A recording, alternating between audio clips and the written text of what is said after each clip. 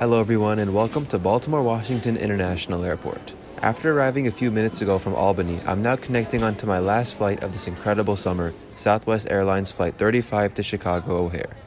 Southwest began service to O'Hare earlier this year in February, which I was very excited to hear about. Even though Southwest maintains one of their largest hubs at nearby Chicago Midway, starting service to O'Hare finally gave me an excuse to try them for the first time as, for me at least, O'Hare is much more convenient than Midway. However, Southwest's operations into O'Hare have unfortunately been met with lots of hiccups. Stay tuned till the end of the video to find out exactly what I mean.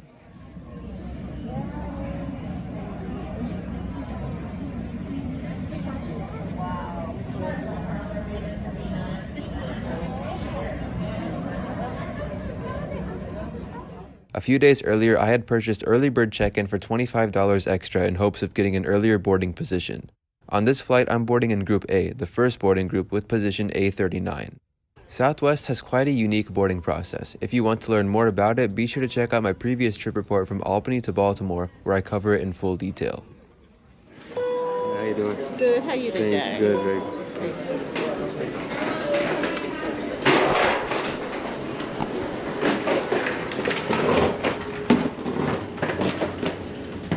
Southwest is not only the world's largest low-cost airline, but also the largest domestic airline in the United States. They operate the world's largest fleet of Boeing 737s with almost 700 planes in their fleet.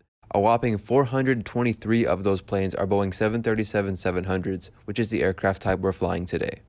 The 737-700s are configured in an all-economy class layout with 143 seats, and I'll be seated in 11A for this flight back to Chicago. This seat map is slightly incorrect as it shows that row 11 is an exit row, while on my aircraft it was actually row 12 that was the exit row. This aircraft has the older Southwest interior, so as such the seats do not feature adjustable headrests, however they are still very comfortable.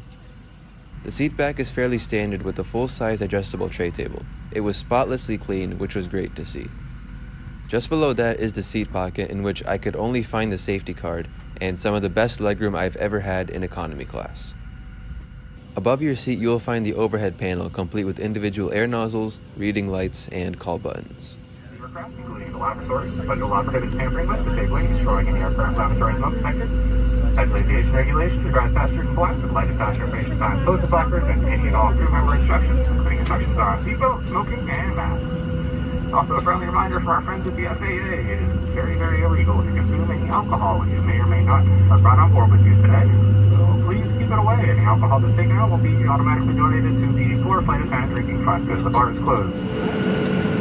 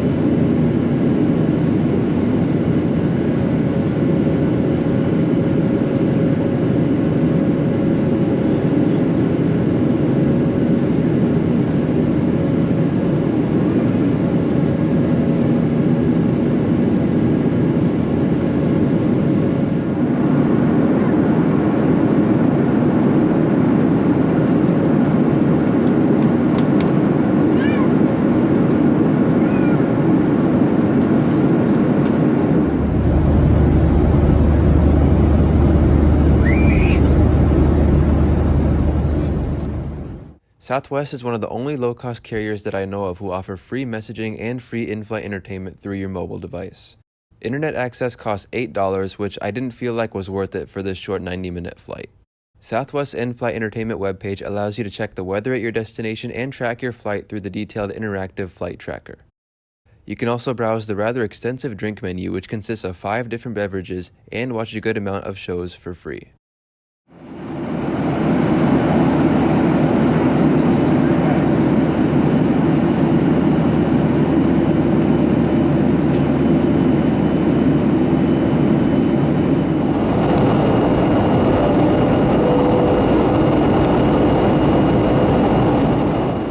Just a quick reminder, if you like reclining your seat on planes, do not sit in row 11. Because we're seated right in front of the exit row, none of the seats in row 11 recline. Shortly following departure, the snack and drink was served, and it was just like my previous flight in from Albany. I went for a Coke as my drink, and the snack on offer was a packet of crackers, which was actually really good. I had also bought some sushi in Baltimore to have as lunch on board the aircraft. 2021 marks the 50th anniversary of Southwest Airlines, so the napkins commemorate their initial route map, which was drawn on a cocktail napkin back in 1971. The rest of the flight was very uneventful, and soon it was time for descent.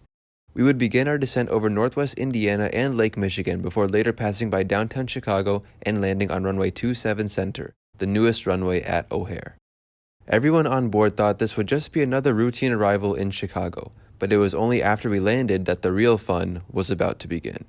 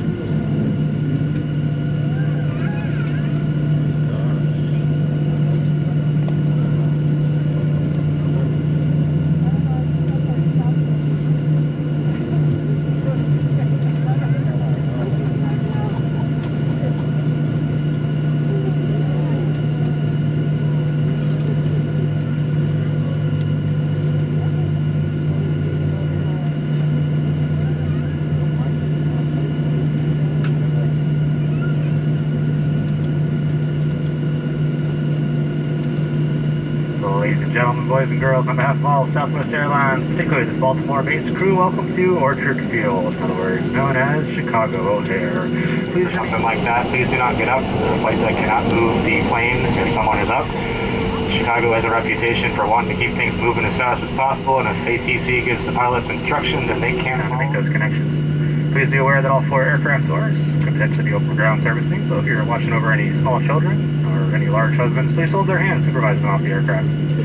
Double check that mask is on properly, please, over your nose and your mouth throughout the entire deplaning process. It is also required inside the terminal. Once you're done looking at all those pretty Boeings and ugly Airbuses out there, if you don't mind closing the window shades, please help us keep the aircraft cool for the next set of passengers. And if you are going through to Nashville, I have some good news and bad news for you. Good news is it's your aircraft, you're staying on it. Bad news is we're your flight crew, so you got to deal with this for another leg. Other than that, we genuinely want to say we appreciate y'all being on board with us today. We know you have many choices when it comes to air travel, and thanks for making the right choice today. If Chicago is home, well home. When Southwest began serving O'Hare, they could only secure gate spaces at Terminal 5, the already rather congested international terminal. Right here is a prime example of Terminal 5's congestion. If you can't tell, we're currently stuck in the penalty box, which is where planes go to sit and wait until a gate opens up. At the time, it didn't seem like such a big deal. Everyone thought we'd be waiting just 10 to 15 minutes for a gate to open up, and then we would taxi in. But as you are about to see, that was not the case.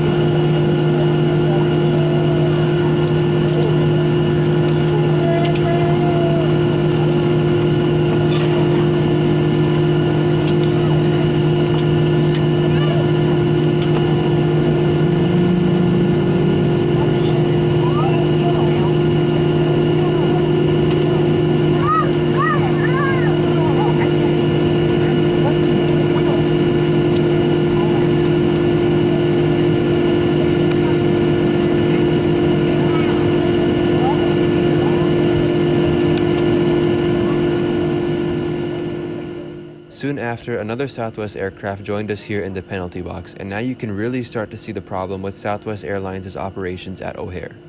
At the moment, Southwest can only use 2 to 3 gates at a time, mainly because Terminal 5 is super restricted when it comes to gate space. Southwest has too many flights operating from O'Hare with inadequate space to accommodate them, and you can clearly see that here. Both our aircraft and the other Southwest flight are being forced to wait until these other 2 Southwest flights leave and those gates open up. But as you can probably tell by the background, nobody was going anywhere anytime soon.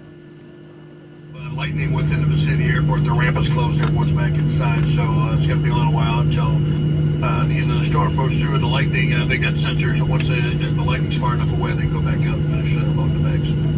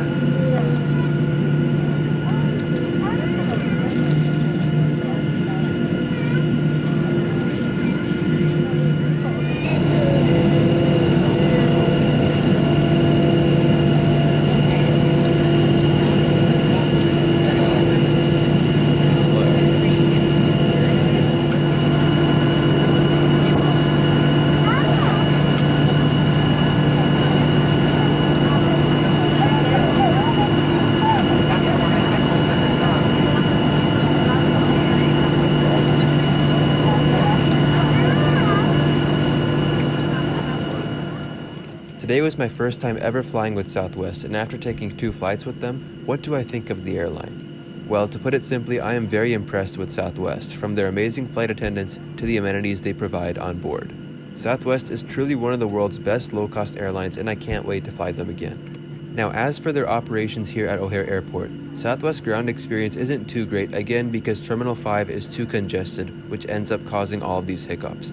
But who knows? You could argue that if Southwest really had enough gate space for their growing operation out of Terminal 5, we could have easily parked at a gate without having to wait in the penalty box and then getting stuck in the ground stop. Whatever the case may be, hopefully all of Southwest's issues at O'Hare will soon be resolved once the Terminal 5 expansion and renovation project is completed in a few years. Speaking of Terminal 5, here we are arriving at Gate M6, marking my first time in Terminal 5 since 2016.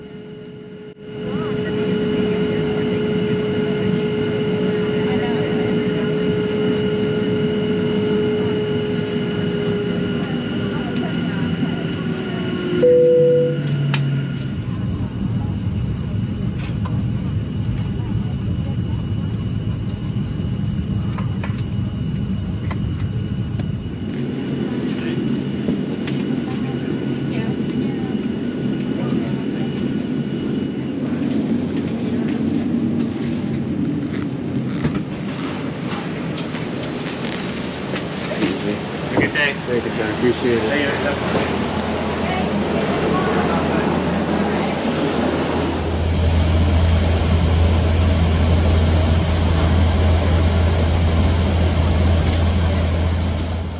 Thanks so much for watching this video. If you enjoyed, please smash that like button, leave a comment regarding your thoughts on Southwest, and subscribe if you're new to my channel. It's been a great summer of traveling for me, and I hope you have all enjoyed watching the trip reports I've uploaded this summer. Hopefully soon I'll get the chance to travel again and make new flight reviews, but for now, this is it. Thank you so much once again for watching, everybody, and have a great day.